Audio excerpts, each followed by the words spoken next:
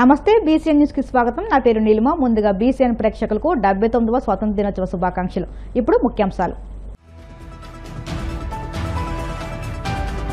వచ్చే అసెంబ్లీ ఎన్నికల్లో పులివెందులో టీడీపీ జెండా రెపరెపలాడిస్తామన్న మంత్రి సవిత। రానున్న రోజుల్లో వైసీపీ కంచుకోట బద్దలవడం ఖాయమని వ్యాఖ్య। జడ్పీటీసీ ఎన్నికల ఫలితాలు వైఎస్ కుటుంబానికి ఉన్న నిజమైన ప్రజాబలాన్ని బహిర్గతం చేశాయి। టీడీపీ పొలిట్ బ్యూరో సభ్యుడు వర్ల రామయ్య ఎద్దేవా।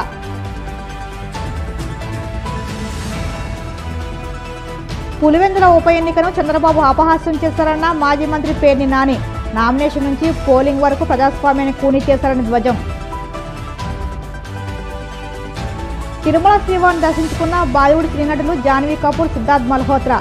ఆలయ మర్యాదలతో స్వాగతం పలికిన అధికారులు।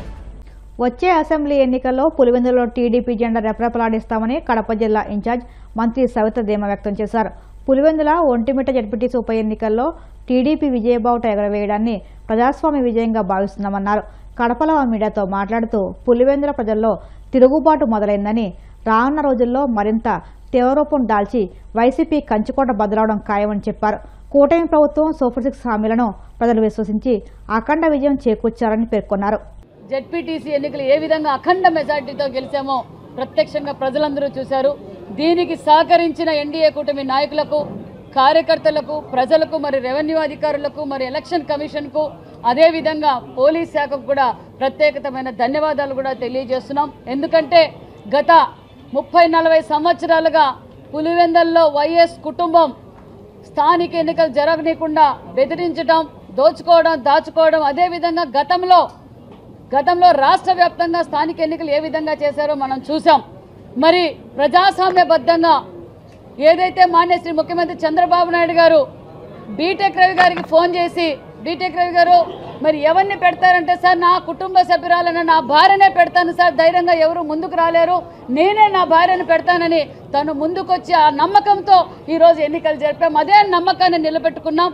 ఎందుకంటే ఒక సంవత్సరం లోపల మేము చేసిన అభివృద్ధి కార్యక్రమాలు ప్రతి ఒక్కరూ, వేదిక పైన ఉన్న ప్రతి ఒక్కరూ ప్రతి ఇంటికి వెళ్ళి ఈ ప్రజాస్వామ్యబద్ధంగా ఎన్నికలు జరుగుతాయి। ఎందుకంటే 11 నామినేషన్లు పడ్డాయి। ప్రజాస్వామ్యానికి ఇదే నాంది అనే విషయాన్ని ప్రజలకు భరోసా కల్పించాం, నమ్మకాన్ని కలిగించాం।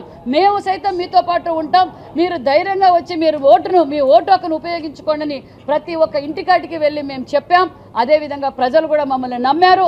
ఎందుకంటే ఒక్క సంవత్సరం లోపల మేము చేసిన అభివృద్ధి కార్యక్రమాలు ఏదైతే సూపర్ 6 కావచ్చు, చేయనివి చెప్పాం, చేయబోయేటివి చెప్పాం। ఈరోజు రాష్ట్రంలో ఎక్కడ చూసినా కనిపిస్తున్న పరిశ్రమలు కావచ్చు, తాగునీరు కావచ్చు, సాగునీరు కావచ్చు, ఈరోజు గతంలో మాన్యశ్రీ ముఖ్యమంత్రి చంద్రబాబు నాయుడు గారు ఉన్నప్పుడే అభివృద్ధి జరిగింది। జగన్మోహన్ రెడ్డి గారు, అవినాష్ రెడ్డి గారు 11 నామినేషన్లు వేసినప్పుడే వాళ్ళు బైకాట్ చేయొచ్చు, వాస్తవానికైతే మేము ఎన్నికలకు బైకాట్ చేస్తున్నామని చెప్పొచ్చు। కానీ జగన్మోహన్ రెడ్డి గారు 4 రోజుల ముందు నుంచి డ్రామా మొదలు పెట్టారు అవినాష్ రెడ్డి గారు, మరి జగన్మోహన్ రెడ్డి గారు। ఎందుకు బెదిరించే వాళ్ళని బెదిరించారు, బుజ్జగిచ్చే వాళ్ళని బుజ్జగిచ్చారు, డబ్బులు ఇచ్చి కొనే వాళ్ళని కొనాలని చూశారు। కానీ ప్రజాస్వామ్యబద్ధంగా వైఎస్ కుటుంబం వచ్చి, వైఎస్ కుటుంబ సభ్యుడు అవినాష్ రెడ్డి వచ్చి ఓటు అడుగుతుంటే ప్రజలందరూ అవినాష్ రెడ్డి గారు వచ్చి ఓటు అడుగుతున్నారంటే ఖచ్చితంగా ఇది ప్రజాస్వామ్య ప్రభుత్వం। సేవ్ డెమోక్రసీ అని పులివెందుల వీధుల్లో సేవ్ డెమోక్రసీ అని అవినాష్ రెడ్డి గారు మాట్లాడుతుంటే అక్కడ ప్రజలందరూ నవ్వుకున్నారు। ఇప్పుడు అసలు సిసలైన ప్రజాస్వామ్యం అన్న విషయాన్ని మేము సేవ్ ద డెమోక్రసీ అన్న విషయాన్ని కూడా మీడియా ద్వారా మీకు తెలియజేస్తున్నాం। మరి ఇదే అవినాష్ రెడ్డి గారు మొన్నటి రోజున ఎలక్షన్ పోలింగ్ స్టార్ట్ అయ్యింది, 7 గంటలకు స్టార్ట్ అయ్యింది, ప్రశాంతంగా ఎన్నికలు జరుగుతున్నాయి। ప్రతి ఒక్కరూ వచ్చి, ముఖ్యంగా మహిళలు, యువత ముందుకు వచ్చి, ఎందుకంటే ఈరోజు భావితరాల భవిష్యత్ బాగుండాలంటే ఎన్డీఏ కూటమికి సహకరించాలన్న ఉద్దేశంతో వాళ్ళు ఓట్లేస్తున్నారు। మరి మీడియా ముందుకొచ్చి మాకు సాయంకాలం వరకు అవినాష్ రెడ్డి గారికి మీడియా ముందుకొచ్చి మేము ఎన్నికలు బైకాట్ చేస్తామని చెప్పలా। సాయంకాలం అర్థమైపోయింది జగన్మోహన్ రెడ్డి గారికి, బెదిరిస్తే బెదరు ప్రజలు ప్రజాస్వామ్యాన్ని కోరుకున్నారు, ప్రజాస్వామ్యబద్ధంగా ఓటేశారు కాబట్టి మనం గెలవం, మనం డిపాజిట్లు రావని తెలుసుకొని అవినాష్ రెడ్డి గారు మేము బాయ్కాట్ చేస్తున్నామన్నారు। మళ్ళా ఏమడిగారు అవినాష్ రెడ్డి గారు, మేము రీపోలింగ్ కావాలన్నారు, మళ్ళీ రీపోలింగ్ కూడా పెట్టి కడప జిల్లాలోని పులివెందుల జడ్పీటీసీ ఉప ఎన్నికల్లో ప్రజలు తమ ఓటు హక్కును వినియోగించుకోవడం ద్వారా ప్రజాస్వామ్యం గెలిచిందని టీడీపీ పొలిట్ బ్యూరో సభ్యుడు వర్ల రామయ్య అన్నారు।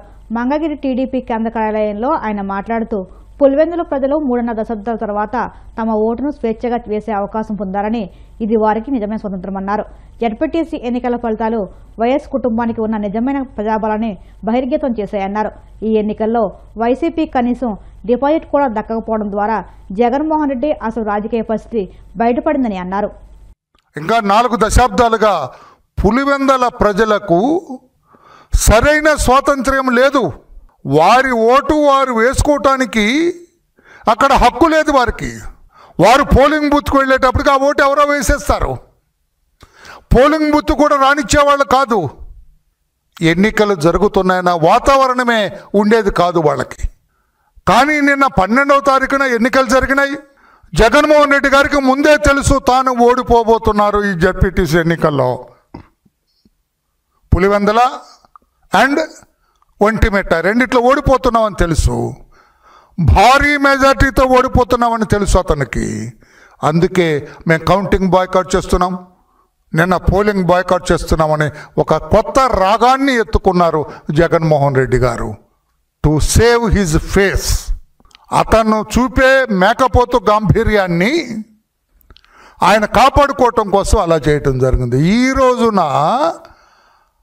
ప్రజలందరూ కూడా జగన్మోహన్ రెడ్డి గారి లేకుంటే వైఎస్ఆర్ ఫ్యామిలీ గుట్టు రట్టు చేశారు. ఆ గుట్టు రట్టు అయిపోయింది. గుప్పెడ మూసి ఉండేంత వరకు అది అలాగే ఉంటుంది. ఒక్కసారి తెరిచారు నిన్న. తెరిచిన తర్వాత ఇదా జగన్మోహన్ రెడ్డి గారు మీ బలం, ఇదా అసలు సిసలైన వ్యవస్థ, ఇదా? అయ్యో, ఎంత చక్కగా దీన్ని దాచిపెట్టి, ఎంత చక్కగా ఇది బయటకు రాకుండా మీరు కాపాడుతూ వచ్చారు, గెలుస్తూ వచ్చారు, భారీ మెజార్టీతో వచ్చారు. ఇదా అసలు సిసలైన గుట్టు అని చెప్పి, అందుకే ఈ రోజున మీరు చూసారా లేదో స్క్రోలింగ్ వస్తున్నాయి మీడియా, ఎలక్ట్రానిక్ మీడియాలో కూడా వస్తుంది. 3 దశాబ్దాల తర్వాత నాకు ఓటు వేసే హక్కు అవకాశం దొరికింది, సంతోషిస్తున్నానని ఒక ఓటర్ స్లిప్ మీద రాసి వేసినారు అక్కడ. What does it mean? 3 దశాబ్దాలుగా లేదు. ఆయన లేకపోతే ఆమె అక్కడికి వెళ్ళేటప్పటికి ఎవరో వేస్తారు, ఈ టీం వేస్తారు, వైఎస్ఆర్ అని టీం వేసేస్తారు అక్కడ. అందుకే ఈ రోజున నిజమైన స్వాతంత్రం కడప జిల్లాలో పులివెందల ఓటర్కి వచ్చిందని చెప్పి నేను అంటున్నాను. నేను చెప్పమనండి జగన్మోహన్ రెడ్డి గారిని, ఏం జరిగింది అక్కడ? నీకు ఓటేయటానికి ఎవరైనా అడ్డగించారా? పోలింగ్ బూత్లో నుంచి నిన్న ఎవరైనా నెట్టేశారా? మీ ఓటర్ని పోలింగ్ బూత్కు రాకుండా ఎవరైనా నిర్బంధించారా? కొన్ని ఎంత దుర్మార్గం అంటే చెబుతున్నారు. కొన్ని విలేజ్లో, కొన్ని రూరల్ ఏరియాస్లో రోడ్లు కూడా వేయరండి వీళ్ళు. ముఖ్యమంత్రి కాన్స్టిట్యున్సీ అది. అంతకుముందు వాళ్ళ నాన్నగారు ముఖ్యమంత్రిగా చేశారు. వీళ్ళు కొన్ని ప్లేసుల నుంచి రోడ్డు కూడా వేయరట, కనెక్టివిటీ వేయరట. అంటే వచ్చి ఓట్లు వేస్తారని భయమై ఉండొచ్చు. ఇటువంటి పరిస్థితుల్లో మేము ఇంతకాలం జగన్మోహన్ రెడ్డి గారు మీది బలం అనుకున్నాం. అక్కడ ఆ కాన్స్టిట్యున్సీలో, ఆ చుట్టుపక్కల లేకపోతే కడప జిల్లాలో మీకు బలం ఉందేమో అని అనుకున్నాం మేము. కానీ అది బలం కాదు, బలంలాగా కనపడే వాపు అని ఈ రోజున పులివెందల ఓటర్స్ ఆ జడ్పీటీసీ ఎన్నికల్లో బహిర్గతం చేశారు. తెలిసిపోయింది. ఇప్పుడు మాట్లాడటానికి కూడా లేకుండా అయిపోయింది. There is no voice. అంటే జగన్మోహన్ రెడ్డి గారు, మీరు మీ ఫ్యామిలీ ఇంతకాలం అక్కడ గెలుస్తున్నది ఇదా నిజమైన గుట్టు, ఇదా రహస్యం, ఇదా మీరు గెలిచే విధానం అని చెప్పి నేను అడుగుతాను. పులివెందుల ఒంటిమిట్ట జడ్పీటీసీ ఉప ఎన్నికల్లో ముఖ్యమంత్రి చంద్రబాబు ప్రజాస్వామ్యాన్ని అపహాస్యం చేశారని మాజీ మంత్రి పేర్ని నాని ధ్వజమెత్తారు. తాడేపల్లి వైసీపీ కేంద్ర కార్యాలయంలో ఆయన మీడియాతో మాట్లాడుతూ 14 నెలల పాలనలో ప్రజలను అన్ని రకాలుగా వంచిన కూటమి ప్రభుత్వానికి ఈ జడ్పీటీసీ ఉప ఎన్నికల్లో పులివెందుల ప్రజలు కర్ర కాల్చి వాత పెడతారన్న భయంతో పోలీసుల అండతో దౌర్జన్యకాండకు దిగిందని మండిపడ్డారు. చంద్రబాబు ప్రభుత్వం ఎన్ని అక్రమాలు చేసినా ప్రజలకు వాస్తవాలు అర్థమయ్యాయని, ప్రజలు వారిని తరిమికొట్టడం ఖాయమని తేల్చి చెప్పారు. పెట్టినటువంటి జడ్పీటీసీల్లో ఎన్నికలు పెట్టారు. ఎన్నిక మొదలైన దగ్గర నుంచి, నామినేషన్ వేసే దగ్గర నుంచి ఎన్ని తంతులు చేశారు. ప్రజాస్వామ్యాన్ని ఎంత అపహాస్యం చేశారు. కాకి చొక్కాలని, లాఠీలను అడ్డం పెట్టుకుని, అంటే తొత్తులుగా మారినటువంటి కొంతమంది అధికారుల్ని అడ్డం పెట్టుకుని, పోలీసు వ్యవస్థను అడ్డం పెట్టి ఏ రకంగా ప్రజాస్వామ్యాన్ని కొంతమంది కాకి బూట్ల కింద ఏ రకంగా నలిపివేశారో, ఛిద్రం చేశారో ప్రజాస్వామ్యాన్ని మనం చూసాం.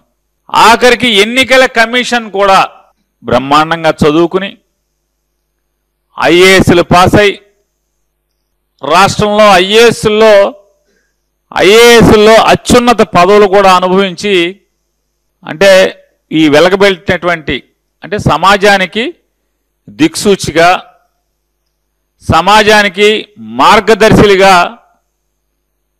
జీవించాల్సినటువంటి కొంతమంది, మీరు వ్యాపారాలు చేసుకుంటే మీ ఇష్టం, మీరు వ్యవసాయం చేసుకుని బతికితే మీ ఇష్టం, కానీ ఇవి వ్యవస్థని బాగు చేయాల్సినటువంటి, లేదా ఈ సమాజానికి ప్రపంచానికి మార్గదర్శులుగా బతకాల్సినటువంటి ఎన్నికల విధుల్లో ఉన్నటువంటి ఈ కొంతమంది అధికారులు ఈ రకంగా తగలబడితే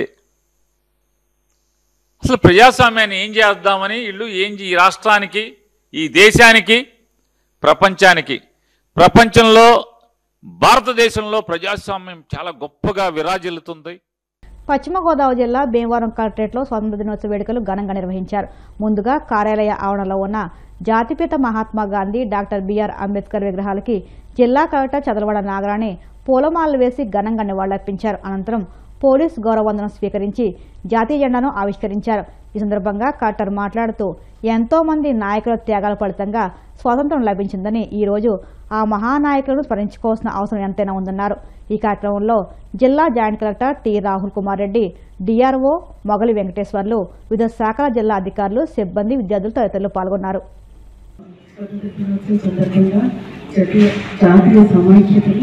జాతీయ భావాన్ని, దేశ ప్రేమని పెంచేందుకు వాడిన జాతీయ గీతానికి చక్కగా ఆలపించిన గీతానికి కృతజ్ఞతలు తెలుపుతూ చిన్నారులందరికీ ఈరోజు ఎన్నో సంవత్సరాలుగా మన జాతి బ్రిటిష్ నుంచి విముక్తి కోరుతూ స్వాతంత్రం కోసమే పాటుపడిన ఎంతోమంది జాతీయ నాయకులు, ప్రజలు వారు చేసిన త్యాగాలకు ఫలితంగా మనం సాధించుకున్న ఈ స్వాతంత్రాన్ని, జాతి సమాజతని మనం అందరూ తెలుపుకుంటూ ప్రతి సంవత్సరము ఈ స్వాతంత్ర దినోత్సవాన్ని జరుపుకుంటున్నాము. వారి యొక్క